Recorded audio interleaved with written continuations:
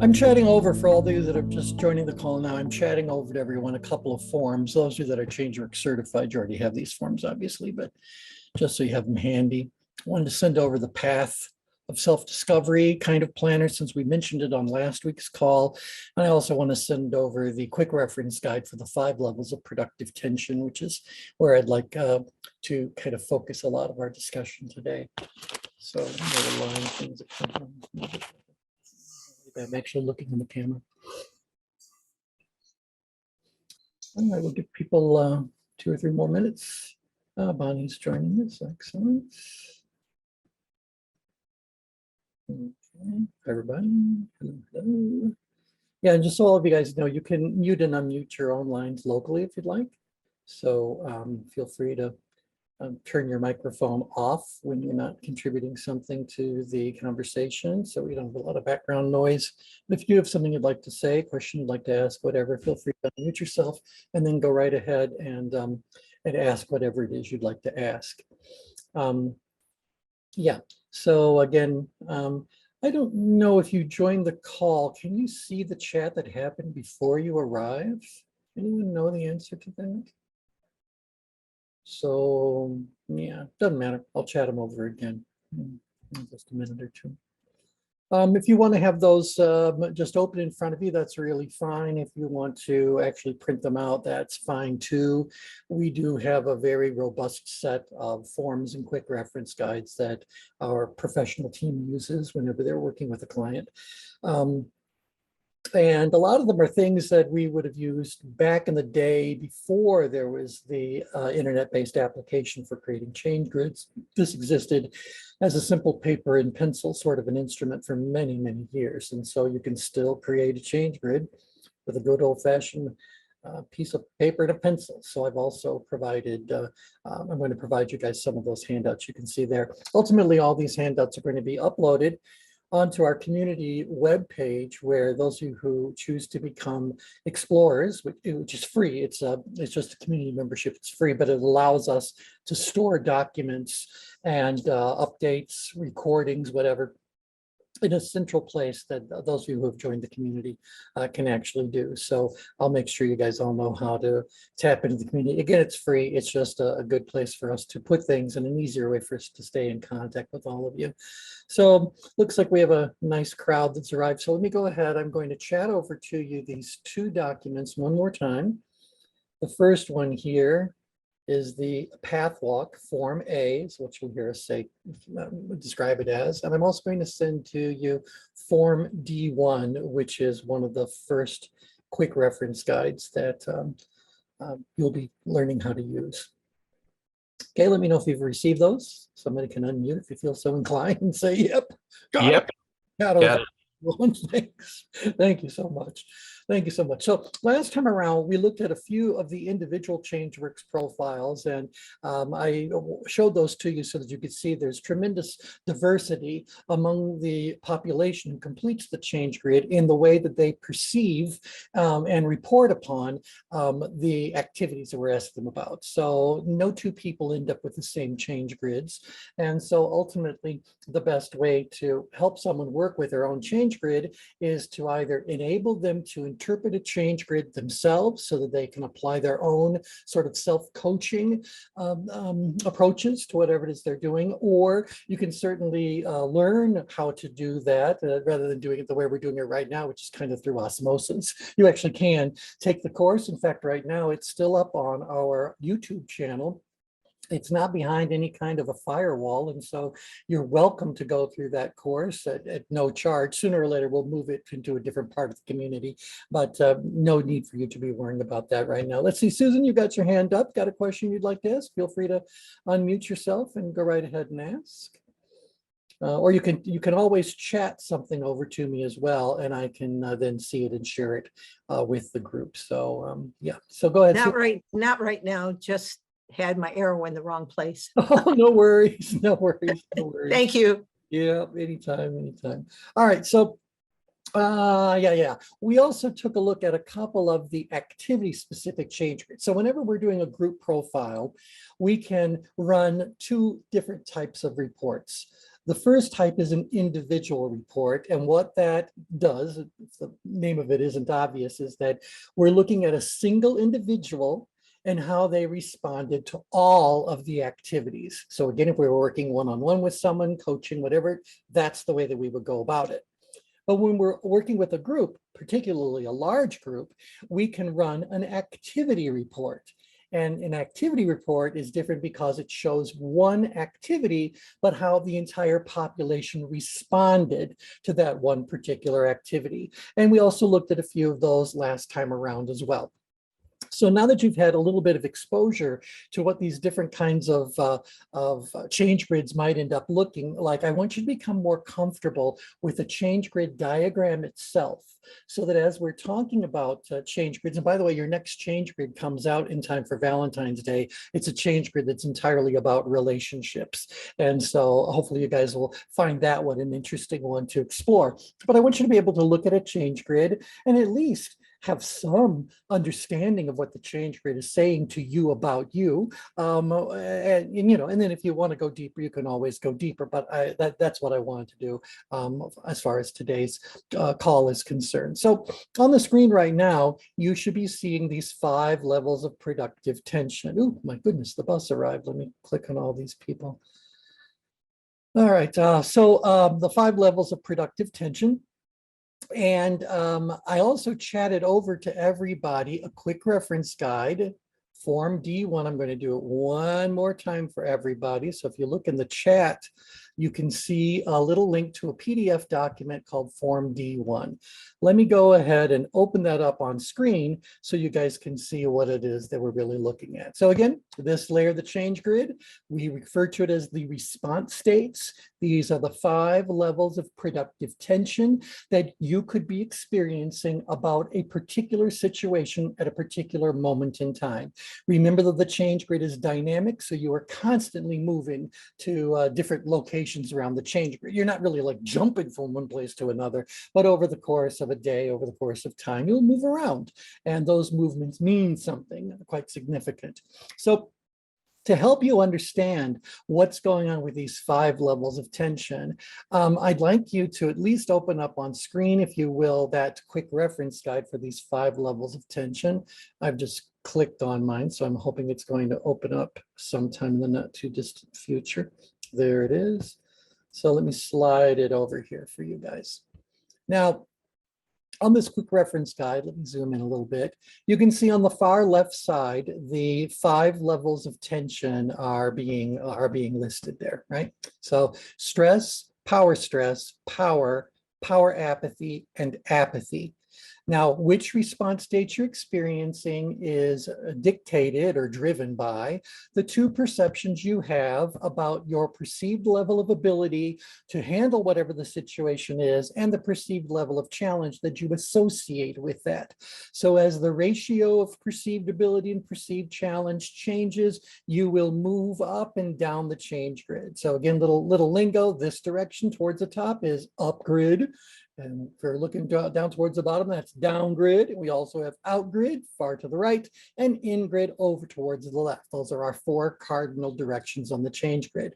When we're looking at the level of tension, levels of tension, we're looking primarily on what happens on the change grid as you move from north to south, from south to north, of this vertical movement, what's really going on. We will add a point of distinction to that in just a short while, but bottom line, 5 levels of productive tension, giving us some insights into how you happen to be responding.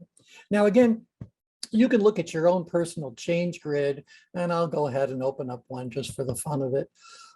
You could open up one of the change grids that you completed, the most recent one. And if you look at the change grid, you can see where these lines are that divide the change grid into these 5 levels of tension. So these somewhat lighter blue lines are what's dividing it into these 5 wedges.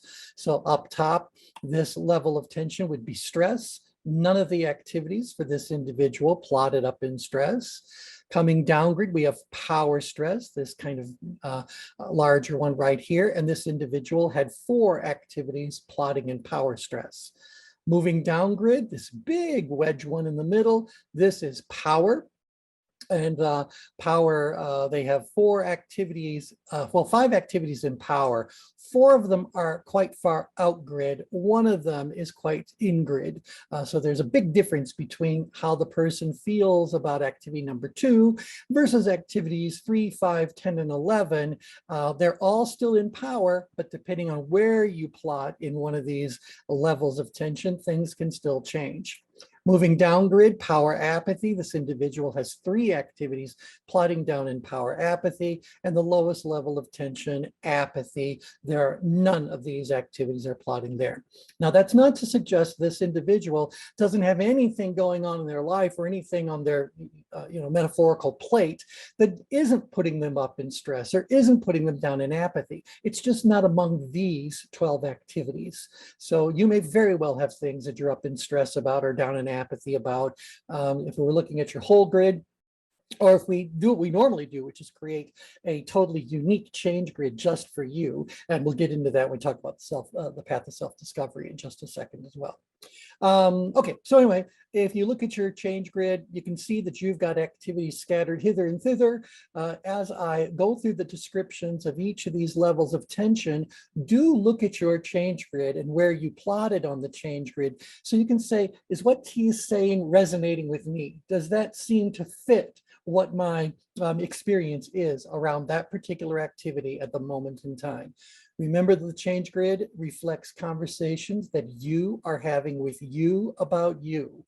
I don't know you. I don't know what's going on in your head. All I know is what the change grid means. And so when I tell you what a particular location on the change grid means, I know that what I'm saying is absolutely spot on accurate. What I don't know is how honest you were with yourself when you rated your perceptions.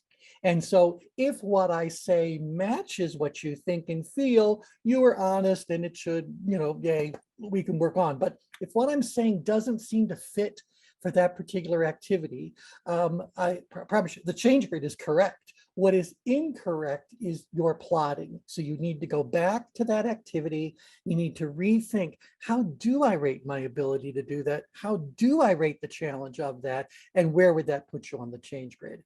Obviously, if we're reading someone's personal change grid and we find out there's a disconnect, we're going to explore that in more detail. So I'm going to say, well, obviously you ended up wherever you ended up for a reason. You could tell me about that, or you could just answer the questions again, and I'll show you where that would put you on the change grid, and then we can have whatever coaching discussion we need to have from that point. Okay. But today, it's all about you learning through osmosis and a little bit of formal education. What do these 5 levels of tension actually mean? All right, so let me slide this out of the way. Anyone have any comments, questions before we do the deeper dive? Silence means yes, so it means no. Silence is always affirmative. You've got no issues. So let's go ahead and take a look at this. Obviously, I'm looking over on my screen on the right, so pardon the fact that I'm not looking directly into the camera, but I want you to see how this works. So again, on the far left side, you see a column with the heading response state. And underneath that column, you will see the 5 levels of productive tension. Now, across the top of this, we can tell you that there are a great many characteristics that would be used to describe you that are going to follow a very specific pattern based on your level of productive tension. So some of those characteristics are the key phrase. What's the language in your head? What are you saying to yourself? What's going on up there? There are some key phrases that people up in stress tend to think and say if you ask them to express it verbally. There are also some key words that do pop up again and again. We used to have a whole pile of words for each one of these, but we want to find one word that might encapsulate what the level of tension is really all about. We'll also be talking about your emotional state. Now, your emotional state is going to fall into one or 2 categories, or along the continuum between these two extremes. Your emotional state is described in ChangeWorks terms and tension management terms as either being resourceful or unresourceful. If the level of tension is unresourceful, if your emotional state is unresourceful, it means that the emotions that you are experiencing, the emotions that have been triggered by your perceptions, are not really helping the situation. They tend to be distorting reality. They tend to feed upon themselves. They tend to push logic off to the side. And so when you are in an unresourceful emotional state, you can find yourself unable to recognize and tap into the resources that you have all the way around you. So when you're really stressed out, you move to a certain part of your brain where accessing factual data, recognizing concrete resources that you have available to you, knowledge, skill, experience, actual core physical resources as well. You kind of forget that they're there. So very often when we are working with an individual who's up in stress about a particular activity, we spend our time helping to restore those resources, reminding them of the experiences they've already had, reminding them of the tools they already have, whether it's money or time or people you could seek out to help you, whatever. We're surrounded by resources, but up in stress, we can't see them, so we don't tap into them. When we are restoring resources, that's what we're doing, and restoring resources lowers tension. We'll get into the full set of ChangeGrid maneuvers as these coaching sessions continue. But for now, I just want you to know what's happening at a particular level of tension. Now, inside of this unresourceful emotional state, we can look at the specific emotions that a person happens to be experiencing. There are innumerable emotions we could rattle off if we wanted to, but we did a great deal of study decades ago about patterns inside of emotions. And one of the things that we stumbled across was this belief that came from some Native American teachings that humans experience only 7 emotions. Those 7 emotions are anger, grief, fear, lust, apathy, pride, and shame. Anger, grief, fear, lust, apathy, pride, and shame.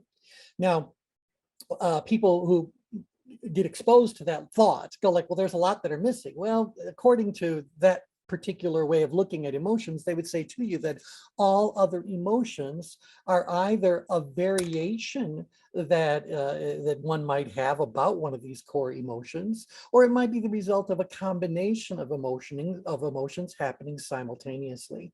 And we can do a great exercise where you throw out the emotion, and then we have the group kind of talk a little bit about, well, what is the prerequisite for that emotion to occur? Like, for example, one of the big ones that's missing from the list is love. Well, love is an emotion, but according to this particular way of looking at emotions, before you can receive or give this emotion of love, you can actually accept it for yourself or give it to someone else. One of these other emotions needs to be present as kind of like the prerequisite, the ground on which that emotion can come forward. And so I could say to you, do anger and love go hand in hand? No. Anger and grief, anger and fear, anger and shame, or sorry, like love and shame, love and fear, love and grief, love and anger, love and lust. Well, we could have a discussion around that, but not so much. If we get down here, though, to pride, and one of the variations that comes up very frequently on pride is confidence. So we plugged in a couple of extras beyond those 7 we talked about. When someone has a good sense of who they are and what they're all about, what they do, what their value is, when they have a good sense of pride, not biblical pride, not arrogance, not puffing yourself up to something grandiose, but just this idea that you are of value, you do things of value, you help, you contribute, et cetera, you end up with a feeling of pride. According to this particular model of emotion management, it would be that in order for you to experience love or to give love, you have to come from a good place of self-esteem. So you feel you're worthy of the love that's coming to you, and you feel as though the love that you have to give is worthwhile to someone else. And so pride would end up being the prerequisite. It certainly isn't complacency and ambivalence, and it certainly isn't apathy and shame. And so you get the idea. We try to make the list of emotions 2 things: manageable for discussion discussions, but also we're not trying to steer any of our respondents in any particular direction. So if we give them just a small set of core emotions, they find it easier to connect to one or two of those, which then allows them to better understand what they're going through as far as that particular situation happens to be. All right, so those emotions, there'll be a small list of emotions that would be representative of the emotions one would encounter in that particular level of tension. And then we can look and say, well, but these emotions, anger, grief, fear, and shame, those are unresourceful emotions. And so it's a fun kind of exercise for you guys to do, again, for your self-development. In what way does anger end up not serving you very well? Certainly, we have anger for a reason. Every emotion a human has is an emotion that has been gifted to us because under a certain set of circumstances, responding with anger may in fact be the best way to handle it. Anger has usefulness to us, but to live in anger is to live in an unresourceful place. And there's lots of negative stuff that's going to come along with that. Similarly, grief is an important emotion to us. Fear is an important emotion. Shame is an important emotion, but these are not emotions that one would benefit from living in for any prolonged period of time. Yet how many of you have either gone through periods in your own life or know people who have gone through periods in their lives where they get consumed by anger, consumed by grief or fear or shame? And it is the dwelling in these emotions beyond their usefulness that ends up causing the real problem.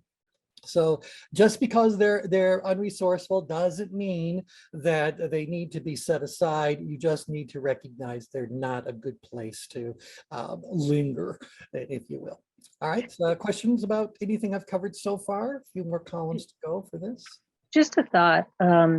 This is T, and when I think about all of those unresourceful things, it always seems as though it's down into a judger type of not that you stay in judger, I think, but it's a discernment of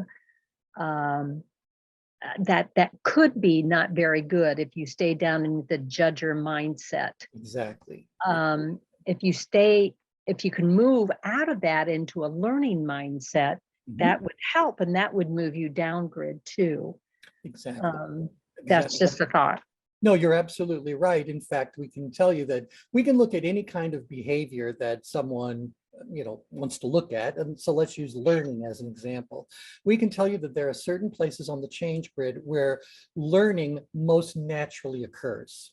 And there are other areas on the change grid where the learning process has been interfered with because of other things that are going on. And so do people up in stress learn? Yeah, but kind of learn in the hard way, if you will.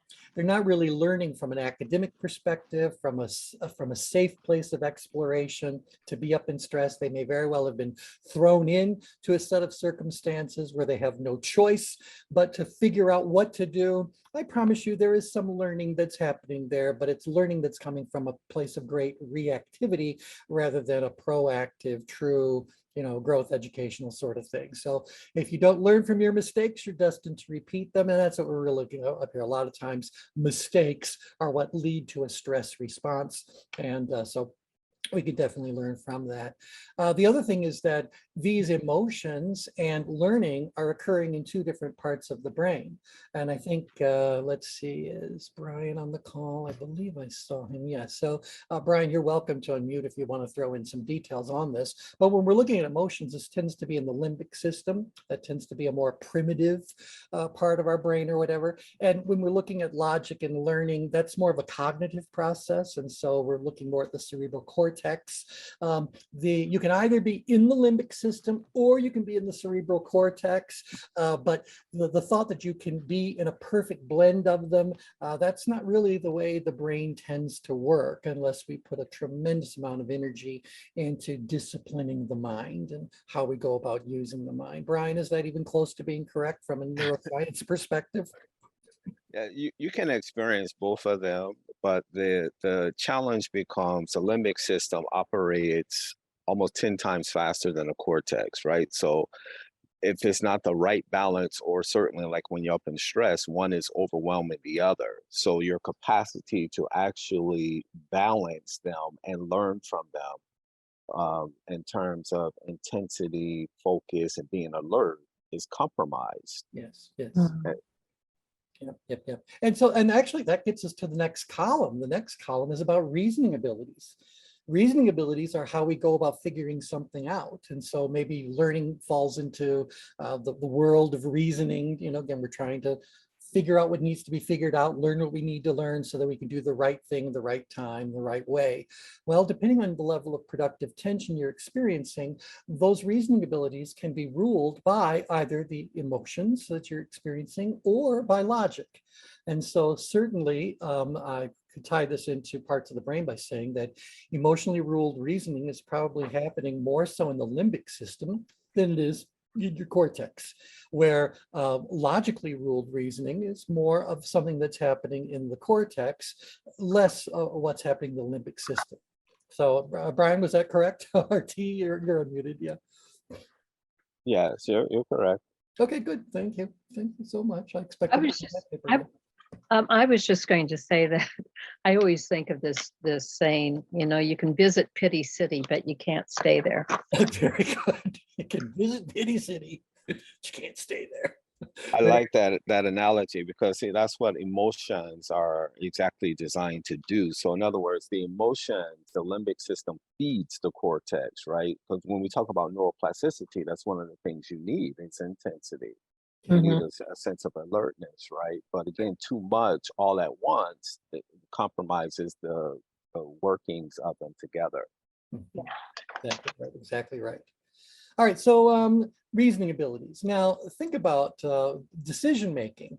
If the decisions that you are making are coming from emotionally ruled reasoning, and those emotions are things like anger, grief, fear, and shame, which could very well be at the unresourceful level of their usefulness, what do you predict about decision making? Do you think you're going to make high quality decisions while you're up in stress? No. Yay or nay? No. In fact, we generally say that if you're up in stress and you make a decision that turns out to be the right one, we believe you've just experienced pure luck. You've stumbled across the right thing to do and didn't abandon it. And why do I know that? But because I know your emotions weren't helping the situation. Your perceptions of your ability, you're already saying your ability is really low, or you couldn't plot up in stress. And so you look at all those perceptions mixed with the emotions of those perceptions are going to trigger, and then you ask the winning question: is this going to result in a high quality decision being made? And the answer is unless you're just plain lucky. All right, thoughts about that? All right, so now let's go a little bit further onto this little columns of characteristics. The level of tension also affects your decision-making abilities. Your decision-making abilities can range from reactive to inactive, and we'll talk about what that full range is as we work our way down this column. But people that are up in stress are in a very reactive decision-making mode. So again, why are they being reactive? Because they have a lot of productive tension. They're up in stress. So there is this big sense of not just urgency, but this inescapable sort of do something and do it right now kind of a desperation sort of a thing that's going on. And so the person who's up in stress is going to grab the first life ring that anyone throws to them. They're going to just be glad that somebody found some way to help them out of their predicament. That doesn't mean that was necessarily the absolute best decision to be made. All I know is that decision came from being very reactive to what's going on. Now, part of the reason why they might be grabbing for that life ring is because of the perception you have of resource availability as your level of tension changes. Someone who's up in stress believes that resources are extremely limited to virtually non-existent. They don't have options. They don't have what they want or what they need or what they're desperate for that point in time. They just don't have it. They perceive resources as being scarce. And so when a resource appears to them, they're going to grab hold of it. And that's what they're going to do. We'll talk about actual examples of all these as we work our way through your full understanding. I just want you to understand how this reference guide is laid out. All right, so now let's take it over here to the level of control. When it comes to your relationship with that sense of control, what happens as tension changes? Well, people who are up in stress are most definitely feeling three words. Those three words are out of control. They may in fact be out of control, or again, because they're being emotionally ruled and all those sorts of things, they may simply not be able to see the control they really do have, that they're just not seizing, they're not factoring in, they're not whatevering with. And so they perceive themselves as being out of control, and that perception may in fact be absolutely correct. It could also be just a distortion of reality. When we look at overall productivity, do we expect someone up in stress to be particularly productive? No. No, they're very active. Keep in mind that activity and productivity are dramatically different things. So their mind is very busy. They might be physically very active because, again, they're up in stress. They might be trying to escape some situation, some predator, some problem. And so they might be doing things physically, which may or may not be the right thing to do because, again, we know that their decision-making is very reactive. They're grabbing for life rings. They don't feel like they've got very many resources. They're feeling out of control. And so stress ends up being characterized by not only a lack of productivity, but a high incidence of counterproductivity. They make decisions and they take actions that are not going to turn out the way they want them to. And sadly, along the way of taking those actions, they may actually be consuming what few resources they actually have available to them. And so counterproductive. Stress is characterized by many false starts, but very little ever coming to completion. So if we take a look at this, you get a bit of an insight into what's going on with this particular level of tension by looking at these 8 kind of characteristics, 9 if you want to count the key phrase. There are 2 or 3 more pages of distinctions we can make. But what I want you to know at this level of your exposure, this level of your training, your understanding is that these things travel as a set. So if you are up in stress, it's not that one of these things is true, it's that all of these things are true. So if you are truly up in stress, you will be responding in these ways that we've just kind of rattled off. All right, so if you stumble across somebody in your life who's just furious about whatever it is that might be happening, and you're walking into it, so you don't know how they got to be furious, you just know they're furious. I promise you that person's reasoning abilities are emotionally ruled. They're going to be very reactive because they feel as though they are missing one, if not more, critical resources. And so they're going to just be scrambling, feeling out of control. Lots of blaming happens up here. Lots of just one of the different ideas, because again, counterproductive and reactive decision making tells me that they could be jumping from one moment to the next, from one idea to another. So stress is not a place where good decisions are made and right action is taken. All that being said, and as true as that is, I wouldn't give up my stress response, because my stress response could actually, it's a gift that I have. It's having a stress response could be very valuable to me in a given set of circumstances. For example, if I truly am in jeopardy, if I truly am in harm's way, I've got a predator, bearing down on me, it might be very good to have a little bit of panic and to feel that fear that's going to do it, and let my reasoning abilities be driven by that fear. Just grab whatever I can because I'm out of control. We need to have a stress response available to us, because under a given set of circumstances, it may be the most appropriate response to have in that set of circumstances. Questions, comments about that? Yep, Brian, David? Yeah, that's why I like what T said in terms of fixed and the being in a learning mode. Because you read a lot in popular media about avoiding stress, and you're not going to avoid stress per se. The body's always under some stress for different reasons. But the whole point that this ChangeGrid makes is that emotions, when studied in a lab, isn't what we process as a feeling. A moto in Latin means movement. So what scientists are always studying is triggers, because emotions are always designed to move through the body. That's So right. I forget the guru who said something like, knowledge is for the mind, experience is for the body. And then that's exactly how to look at emotions, right? So it's designed to pass through the body, and oftentimes the mind is playing catch up to where the body has already been. So like if you're standing in the middle of the street and a truck is coming your way, your body understands movement and fast moving objects towards you. And so you're going to get stressed out to respond. Same thing if you're in a cold environment and hyperthermia is setting on, people will see the shaking as a bad thing. That's your body trying to warm itself up. So you have all these mechanistic systems that we label based on the perception. The key thing that I like about this is the limbic system. Another structure within it is the hippocampus, and that's associated with long-term memory. So in other words, we can condition ourselves, perceptual appraisal, that, oh, this is the way this has to be because this is the way I've always experienced it. Right. This goes back to learning. Sometimes learning is very quick.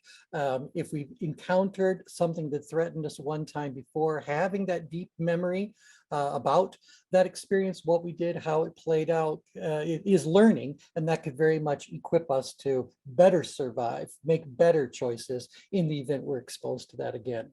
Right. I think to build on that, and I like what you said there, Brian. I think it's most important is to be aware where you are.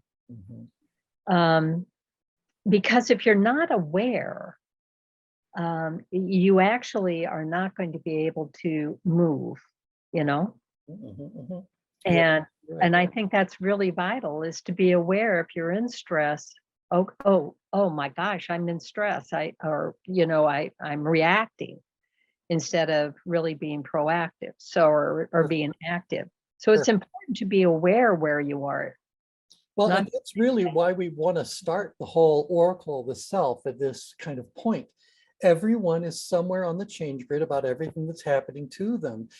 If you can learn to recognize when you're up in stress, and that being up in stress is not necessary in the set of circumstances you're really in, but more you kind of like reacted your way into it. Or what's the kind of mind that takes over? Lizard, frog? What's the primal one?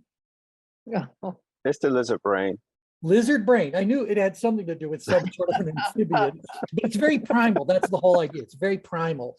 Well, you can recognize that, yeah, I'm stressed out and I am not really in a situation where I'm truly physically threatened. So let me turn off the lizard brain and let me turn on the more rational brain, the more my cognitive abilities, and let's see where we end up.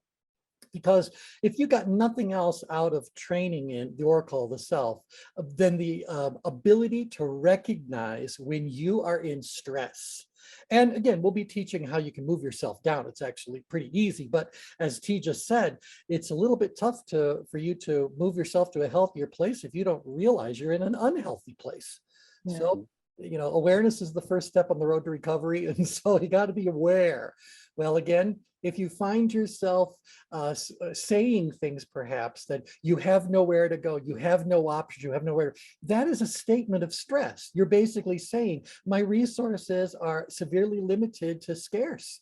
And so, and I'm feeling really upset about it, or I'm frightened by it. These are all clear indications that you are up in stress. And again, if it's not a situation where that's serving you well, then you need to get yourself out of that way of responding before you really decide to do whatever it is that you really want to do. You want to make the best decision you can, the first time out. So, all right. T, real quickly, I like the conversation on awareness, because in my work in the DE&I space, that's so significant. And the challenge in part is the lack of awareness, and which is why sometimes we're talking about unconscious bias in my work, but trying to raise people's awareness around that conversation of DE&I is hugely challenging. Yeah, in fact, I'll share with you guys a personal learning that happened to me in the past several months.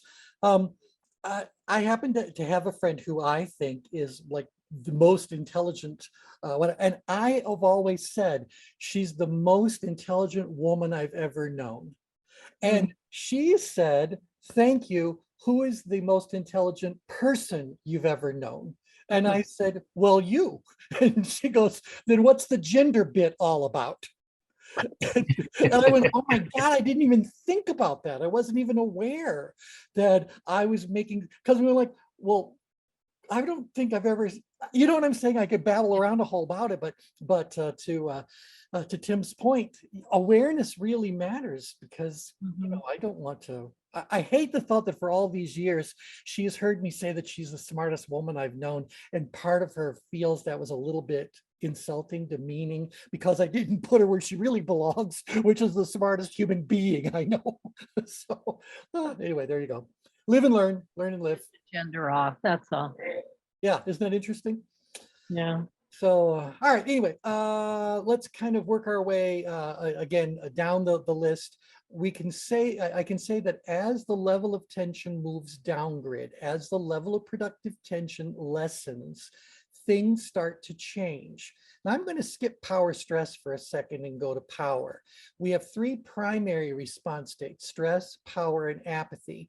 And if you were to look at some of the historical work that was done that ended up being merged into what we know as far as the ChangeGrid is concerned, you could find that there are several models dating back to the early 1800s that divided human response into three possibilities. They used different words, but they had a stress kind of possibility, whatever word they used. They had a power kind of a way of responding, and they had an apathy. Yet they use different labels, but they're describing a human being, and humans have been humans all along. And so, so they just talked about these three different ways for people to respond. And I saw these as being on a continuum, and I thought only having these three places to stop and look at what's going on wasn't really rich enough for people to get the kinds of insights into their behaviors and their thoughts that I wanted them to have. So we ended up creating two hybrid responses, and those are simply the blend of the two neighboring responses. So stress, power, and apathy are primary response states. Power stress and power apathy are hybrid response states. It's easier to understand the hybrids if we look at the primaries first. So we looked at stress, let's take a look at power. Now, again, power occurs whenever you are in a situation where you see your level of challenge and your level of ability as being in somewhat of a balance. So again, if you were looking at a situation and you said, oh, my ability is a 5, a 6, a 7, but the challenge is a 5, a 6, a 7, whatever, you're going to end up in power. It doesn't have to be a perfect balance. A certain range will still put you into power, but nevertheless, to end up in power, you have to be in a situation where you perceive somewhat of a balance between your level of ability to meet a challenge and the difficulty the challenge represents to you. So that's what we're talking about. So what happens to your way of thinking when you find yourself in a situation where you believe you have what it takes to meet the challenge, have what it takes to meet the challenge. First is that the languaging in your head starts to change. And in power, people sound like this. I know I need to do something. I just haven't decided what I'm going to do yet, or I haven't really committed yet, so I can move over. So I'm going to look at my options, decide what needs to be done, shop, consider, evaluate, debate, discuss, and I'll get around to making my decision, and then I will move into action on that whole sort of a thing. And so you already heard me give a few of those key words: shop, consider, evaluate. People that are in power are in an aggressive information gathering mode. They're open to learning. They're eager to learn, and they'll spend inordinate amounts of time gathering data just because it's there to be gathered. And so, talk about going down a rabbit hole. They go down the rabbit holes from the rabbit holes because they're on this exploration. They really are looking about what's going on. They shop, consider, evaluate. I'll tell you what's driving that in just a moment or two, but that's one of the things that's happening when someone's in power. Because again, think about that. The level of tension is not saying to them, "You're in stress. There's a threat going on. Make a decision, take action, do something now." No. Now in their mind, they're going like, well, I've got whatever challenge I have, but I also believe I have sufficient ability to meet that challenge.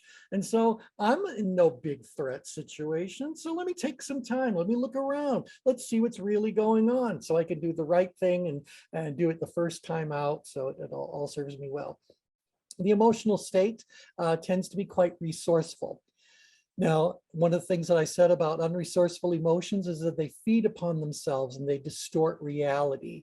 When you are experiencing resourceful emotions, they do not distort reality. They clarify reality. They enhance the reality. They define the reality. They really are helping you to better be in the real situation that you're in the moment that you happen to be there. A couple of the emotions you'll encounter there are pride and confidence. You're feeling good about you and you feel like you're ready to go out there and take care of whatever that needs to be taken care of. We can give you a whole bunch more, but that should get you feeling in the right place.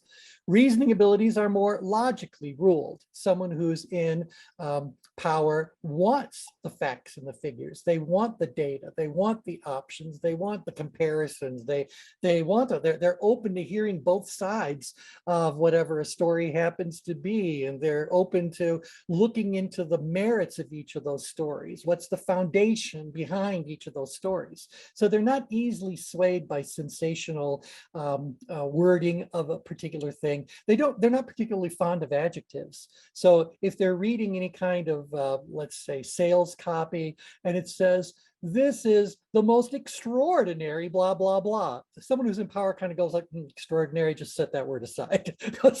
I'll decide if it's extraordinary. You don't get to tell me it's extraordinary. That's for me to actually decide. So they tend to be more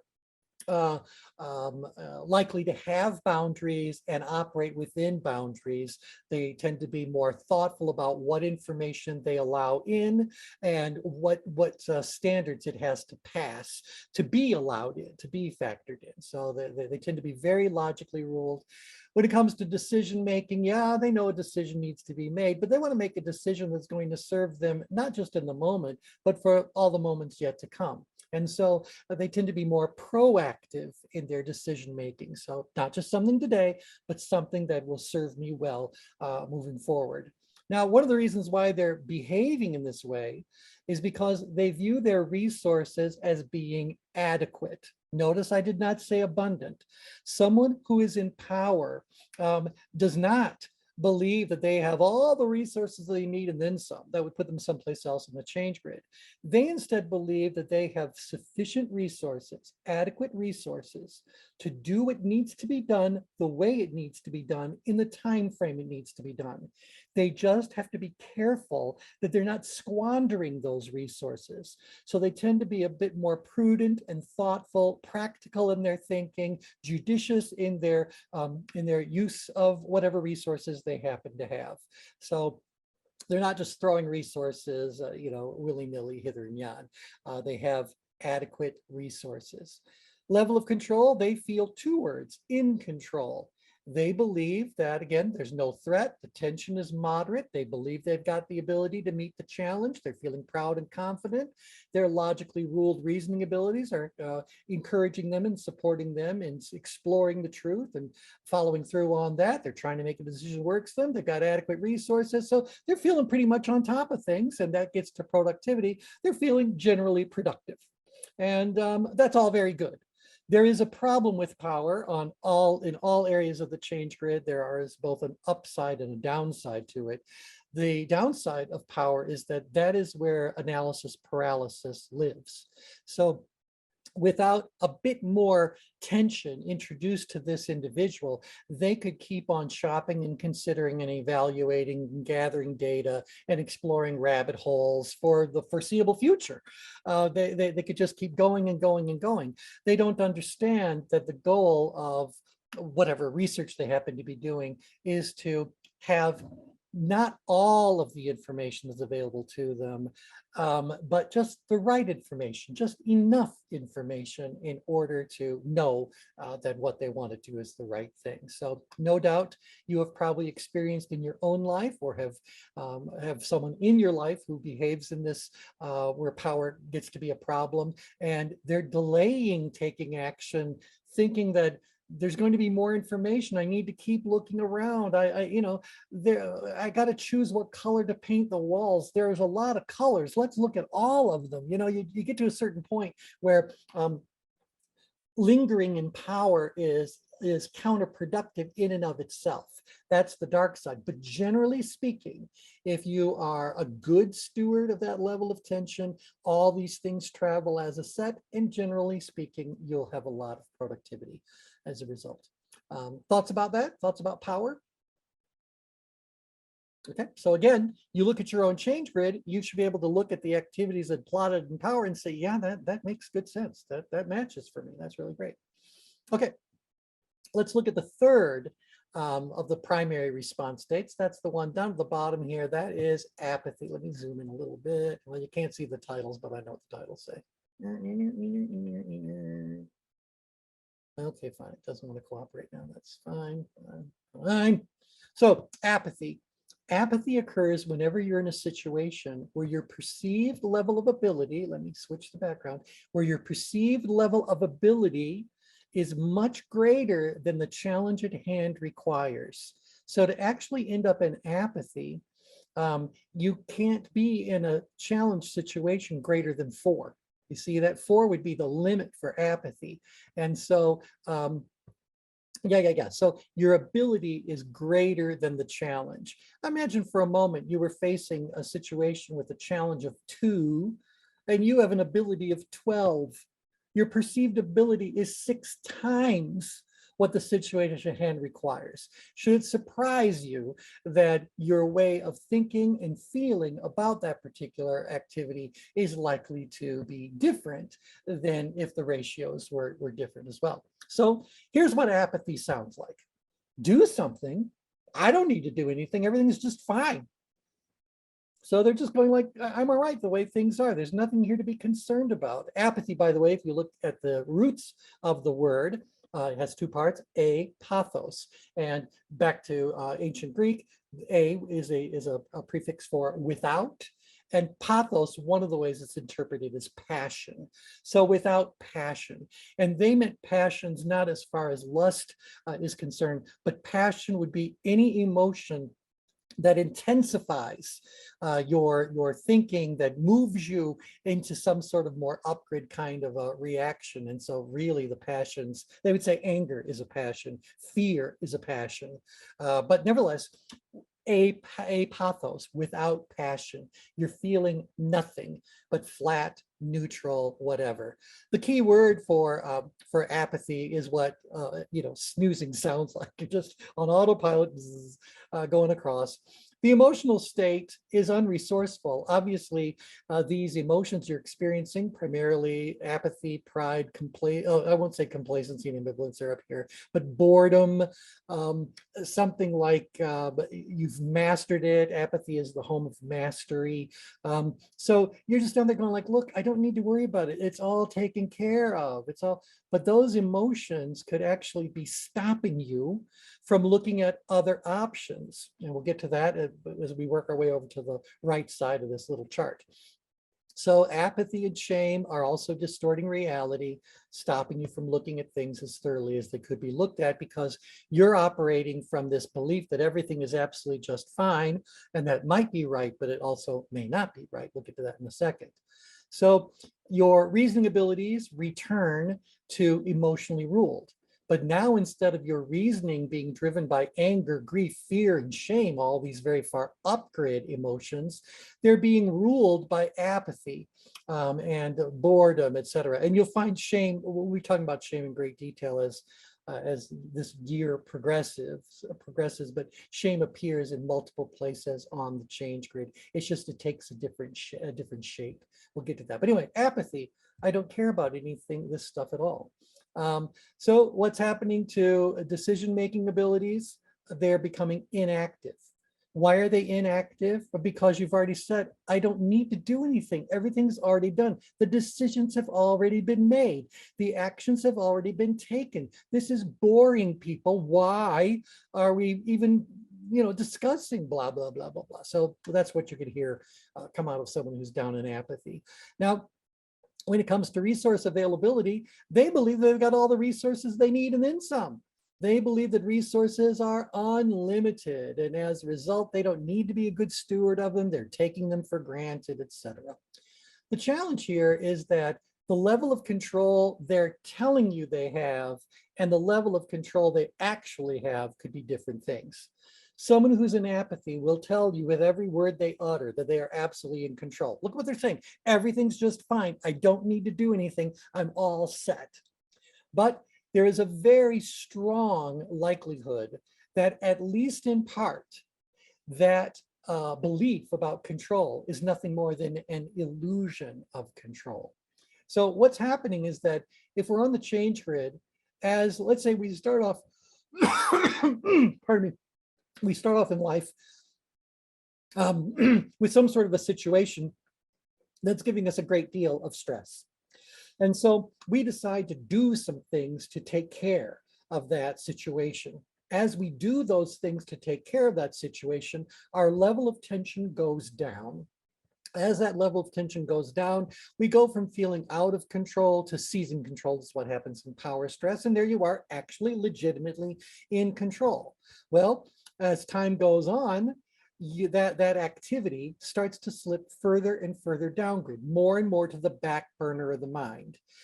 Because it's down in apathy, it's not getting very much attention. In fact, one of the rules in attention management is that people pay attention to where they find their tension.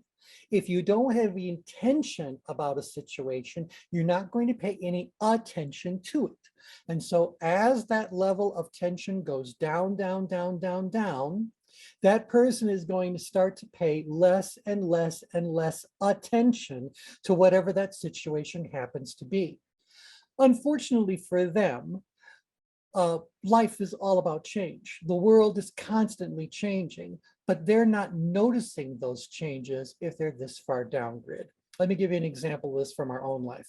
So Linda and I were caregivers for her parents as they became increasingly elderly and needed more and more attention. We knew that at a certain point in time, the care of Linda's mother would come to us because Linda's the eldest child, and we just thought, we'll do what we need to do. But we needed to have that conversation with her parents about their financial situation. We didn't know any details about the family's finances. We knew he had retired from Ford Motor Company, and so we knew they had resources, but I said, we gotta know what's really available, where it's at, etc. And so I said, Johnny, do you have a life insurance policy?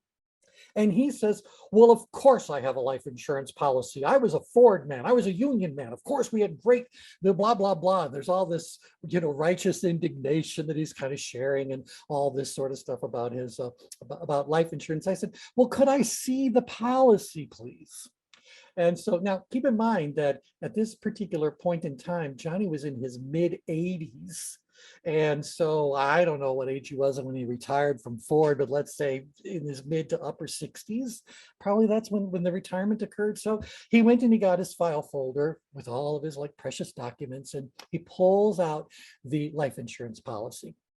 Now, this life insurance policy, some of you on the call might be old enough to remember this, was a trifold brochure, little thing, and it listed all the little details. That's what you got. You didn't get the kind of stuff we get today to prove that we have insurance or whatever. We had this little document, and it was one of those documents that was so old that you knew that if you didn't open it carefully, it could actually like just fall apart in your hands. But I looked at it, oh, and lo and behold, Johnny was absolutely correct. He had a fully paid life insurance policy worth $500. $500. Now, so think about that. At a certain point in his life, $500 was a lot of money. $500 would in a life insurance policy might not only bury you, but leave something for your family and on and on. And again, completely paid for. Unfortunately, life kept going. The world kept changing, and suddenly $500 isn't going to buy you flowers. And so he believed he was absolutely in control. He was confident and proud and all those sorts of things. But the truth is that he was suffering from an illusion of control. So the illusion of control occurs whenever you have spent a period of time in a good state. You've been in control. You know, that one's great. It's working for me. It's all fine, fine, fine. I don't need to worry about it. Well, the world can keep changing, and you could find yourself very poorly equipped to move on and do whatever it is that needs to be done. Certainly in my life as a sales trainer, I can tell you that before technology was to the point that we would equip sales professionals with laptops or whatever, most sales were happening on yellow pads. They were just happening on pieces of paper. And we had a lot of sales professionals that were used to selling that way. And the company is now coming along saying like, no, we need to automate this function for reporting and blah, blah, blah. Boy, talk about resistance to what we were trying to do. You've got no idea. But the company, for whatever reason, decided to allow them to simply continue with their yellow pads as they always have. They said, we're going to have early adopters, we're going to have late adopters, and we're going to have some never adopters. Well, they were never adopters, and they assumed that they were just fine and always would be. Within a matter of a year or so, they found themselves unable to answer the kinds of questions their prospects were asking them. They found it very difficult for them to do their call reports, look up information, etc. They were a late adopter. And it was all coming from this idea about feeling as though you're completely in control, everything's just fine. As far as productivity is concerned, we would say to you that people in apathy are unproductive, other than the fact that certain productivity can be realized when an activity has been done for so long, it's become a bit of a habit, a bit of a routine. So if you can do something on autopilot, you can continue to get a certain level of productivity out of there. But don't think of apathy as being a place where growth is going to occur, where great productivity is going to be achieved or whatever. Now, before apathy ends up sounding like it's a really bad place, I can tell you there's only one level of tension where you can get a good night's sleep. And that good night's sleep is apathy. When you are with your friends and just mellowing out, being down grid is far more pleasant than being up grid. And so maybe not all the way down to apathy, maybe power apathy would be that, but you get the idea. Different levels of tension end up bringing us different positive aspects and different negative aspects. Now we're at the top of the hour right now, and so we don't have time today to go over power stress and power apathy, but I'll certainly do that the next time we're together. But here is what I would really encourage you guys to do. Look at your ChangeWorks profile, activity by activity. Look at the level of tension that activity plotted at, and then come to this quick reference guide and read straight across what all of these little characteristics happen to be.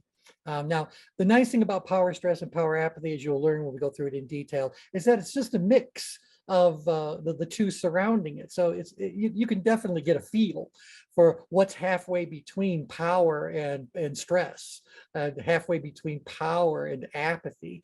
You can do that, but I want you to get comfortable looking at this little reference guide and understanding how these characteristics change based on the level of tension you happen to be experiencing at a given moment in time. All right, so with that, anyone have any final questions, comments, anything you'd like to throw into the discussion? Nope, but All so right. it's hearing from you. Okay, I'm so glad, so glad. Thank you. You're welcome, Thank you're you, welcome. Steve. All Thanks for right, doing everybody, it. take Thank care. you. We'll talk. Thanks, T. Okay, bye. Have a good day, everybody. Bye. Bye.